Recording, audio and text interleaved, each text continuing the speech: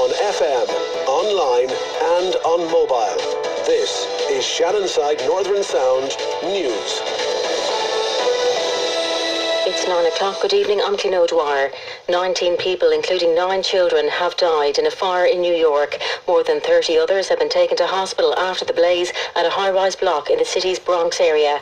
Local Mayor Eric Adams says it's likely to be one of the worst fires witnessed in the city in modern times. The impact of this fire is going to bring a level of just pain and despair in our city.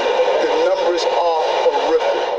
Detectives in West Dublin are appealing for information on the murder of a father of 2 in Ballyfermot this morning. Firefighters found him with a number of gunshot wounds in the front garden of his home shortly after 5 a.m. and he was pronounced dead at the scene. The man, who lived at the house with his partner and their 2 children, was described as a family man by neighbours, who says they're shocked that he seems to have been targeted. Sinn Féin councillor Daithí Doolan says it's left local people fearful for their safety. This is a very quiet community. Never expected to wake up to this on their doorstep. They're gripped by fear that such a terrible crime would be committed right outside their doorstep in the early hours of this morning, and the people in that community who've contacted me are shocked, horrified, and are sending sympathy to the family, and hopefully those involved will be apprehended and brought to justice. The head of the HSE says he's cautiously optimistic the Omicron COVID-19 variant will lead to less hospital and ICU admissions. 984 people are currently in hospital with the virus, of whom 83 are being treated in ICU. Earlier, the Department of Health reported 21,384 new cases of COVID-19.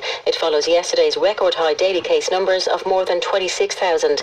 CEO of the HSE, Paul Reid, says ICU admission rates during the current Omicron surge are lower than with previous variants. Primarily, most of the people in ICU are longer term, would have predated Omicron, if you like it. And now, with that being said, there have been admissions since December and since Omicron into ICUs, but predominantly they are longer term cases that have been in ICU. All that qualified, again, as I always say, we have to wait and see what emerges from these high level numbers of cases into potential into ICU. Protesters and objectors against improved infrastructure are holding back necessary protective measures from being properly introduced. That's according to the Minister of State with responsibility for the Office of Public Works, who says urgent work is needed to protect areas vulnerable to flooding. The comments come following havoc caused by Storm Barra in many areas of the country. Minister Patrick O'Donovan says you shouldn't be able to protest planned projects that don't affect you. You know, this business of a carte blanche right to object is something that we're going to have to, as a society, decide that it's just not fair that people who have sewerage,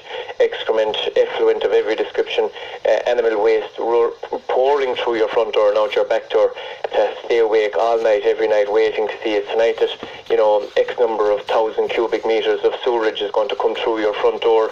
That sort of thing has to stop.